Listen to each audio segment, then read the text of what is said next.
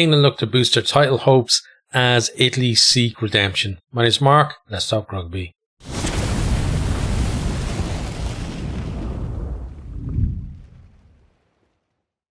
Sunday's game, maybe not the glamour tie of the round, but there's still plenty riding on it. So let's go down through the high-level details. First of all, England versus Italy.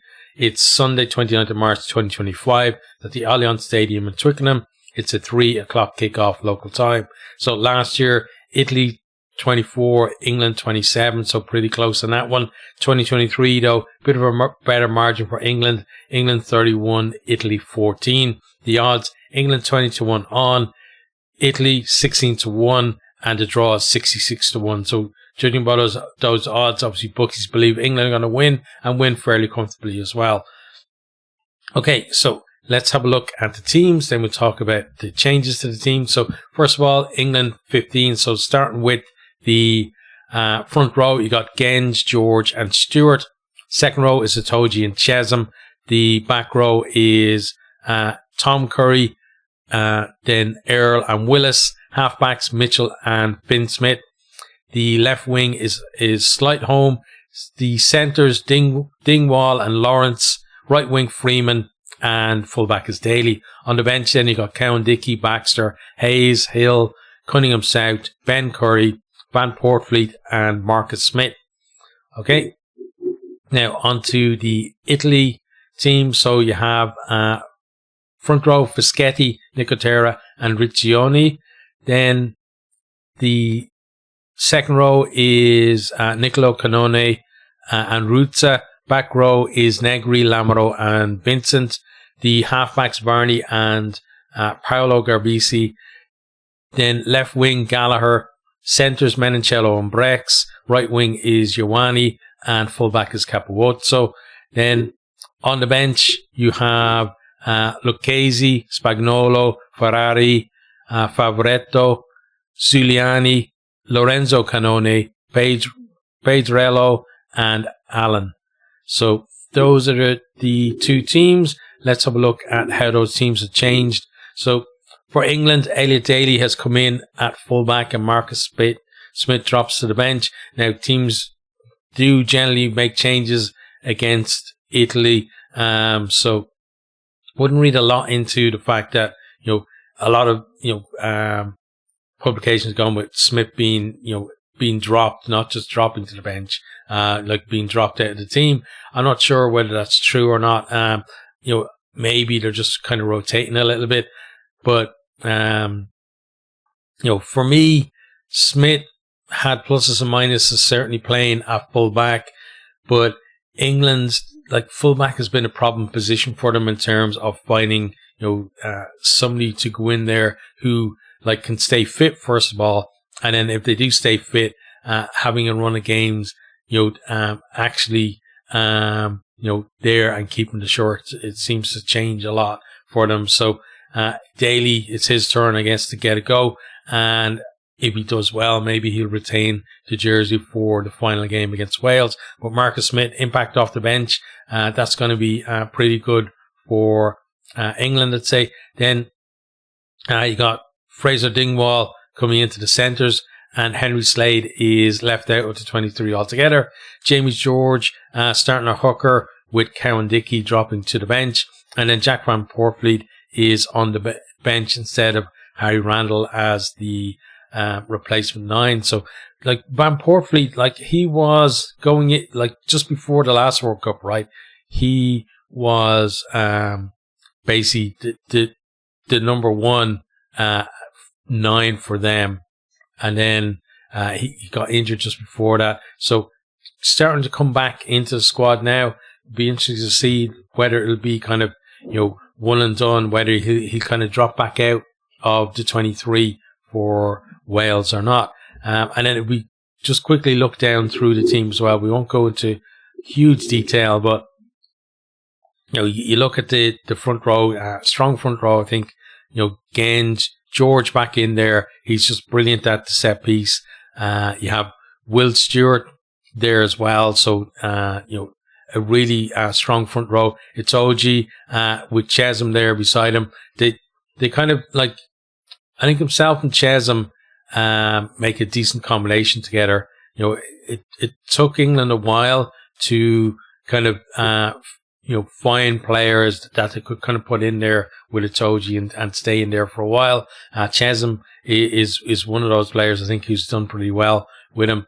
And then the back row, keeping the balance there with only one of the Earl brothers on there, Curry, Earl, and Willis. They're decent, and it means that Italy are going to have like their that back row of Italy, some decent players on there as well, but they're going to have to work against this lot, I think. Then Mitchell and Finn Smith retained at halfbacks, and why not? The two of them are playing pretty well. Mitchell, he's getting a lot of criticism for box kicks and stuff, but if the coach tells you got a box kick, you're gonna what are you going to do? Say no and then get left there at the 23? The guy's going to box kick you. So then you have on the wings, Slightholme and Freeman, both dangerous players. Who know their way to the try line.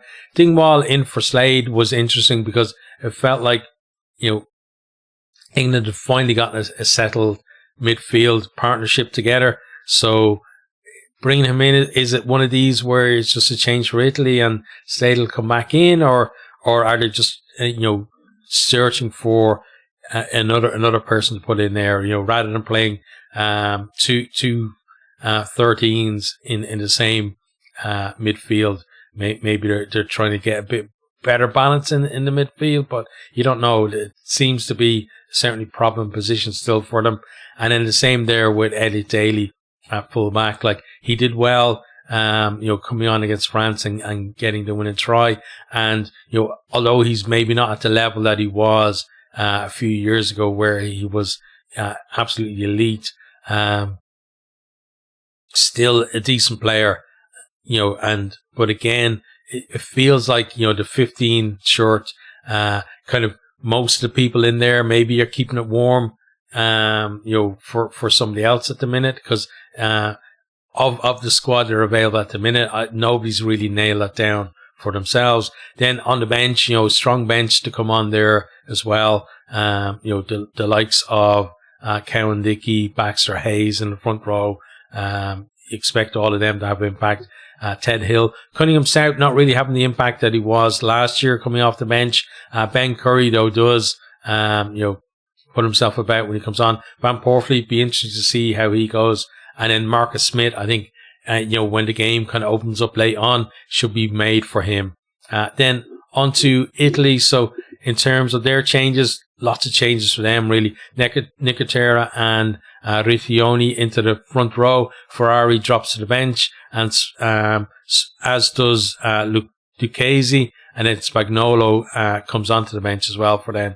Then Ross Vincent gets a start ahead of Lorenzo Cannone. So Vincent, he can be a really good carrier for Italy, and if he's kind of on form, he could make a bit of a difference for them. Then Stephen Barney just coming, from outside the 23 to start at 9. Pedrello drops to the bench, and it means then Alessandro Garbisi drops out up to 23. Then you got Matt Gallagher and Monty Iwani coming from outside onto the wings. Jesse out of the squad.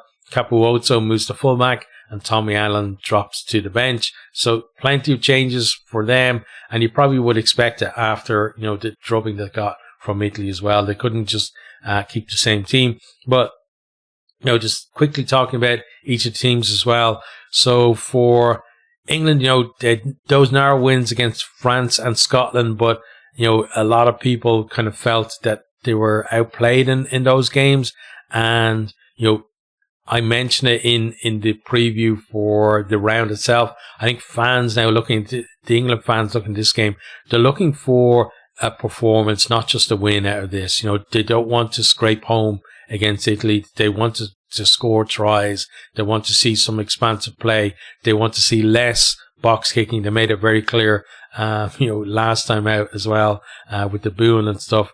And, we'll see if England can respond to that. They do have talented players. It's about whether the game plan is going to suit those talents or not.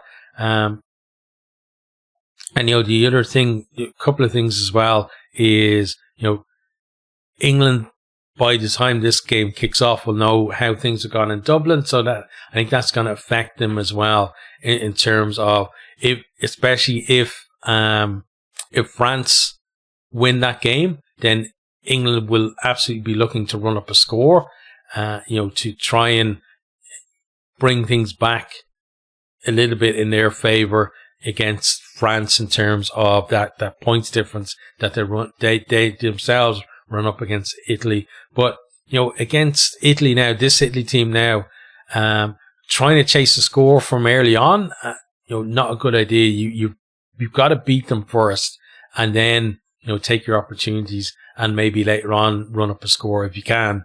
There's no guarantees anymore. If Italy perform as badly as they did against France, absolutely. But if they play to their potential, it could be a bit tighter than England would like. Then also, the whole Marcus Smith debate rolls on. Has he actually been dropped? Is it just rotation because it's Italy? I'm not sure, but I'm also not sure about him as a fullback. For me, I'd rather, if you have 2 10s and the 2 10s are pretty good, I'd rather have one starting and one on the bench, and then bring the other one on with 20 minutes to go. And if you want to keep the both of them on the field, then yeah, you can bring the Marcus Smith off the bench into 15. But I don't think starting him at 15 is the right thing. I'm willing to be proved wrong on that, though. And then just big congratulations to Jamie George on winning his 100 cap for England as well. A massive milestone for him, and he's been a great player down through the years as well. And one thing, I think it was yesterday, Will Carling come out criticising the coaches of England as well, basically saying that they're not making the most of the talent that they have available to them, and the style of play, etc. And that's something that you wonder, will the coaches kind of respond to that in terms of tweaking the way they do things, or will just stick to the guns and just think, no, we're just going to go out and we're going to win the game, and that's all we're really caring about. So that's kind of an interesting little kind of side story on things as well. Then for Italy, you feel like they've got to produce some kind of reaction after that drubbing that they got against France. But at the same time, never beaten England, home or away or neutral grounds or wherever, it doesn't matter. Never beaten them before. So it's a big ask for them to suddenly, come off the back of that performance and produce a performance that would get them a first win against England. So I'm not sure they're going to be capable of that. But if they can, give a performance where they can kind of be proud of it, and they don't in the second half then kind of heads going down and England run up a score. If they can keep it within a couple of scores, I think that would be decent for them. And maybe, improve the defense a little bit, and get their attack going as well, and get a few tries themselves. I think that's going to be a big thing for them. And, the other thing that has to be going through their mind as well, and we talked about this in the preview of the round 2, is that, when they beat Wales, I think everybody assumed Wales are going to get the wooden spoon, and, Italy were safe, avoiding that for another year. But now, if Wales can cause an upset, let's say at Murrayfield on Saturday, or they can cause an upset against England in the final round, then Italy are maybe staring another wooden spoon in the face after that as well. So that's something for them to consider too, in terms of how bad that performance against France was, and how badly it affected their Six Nations as well, or potentially could.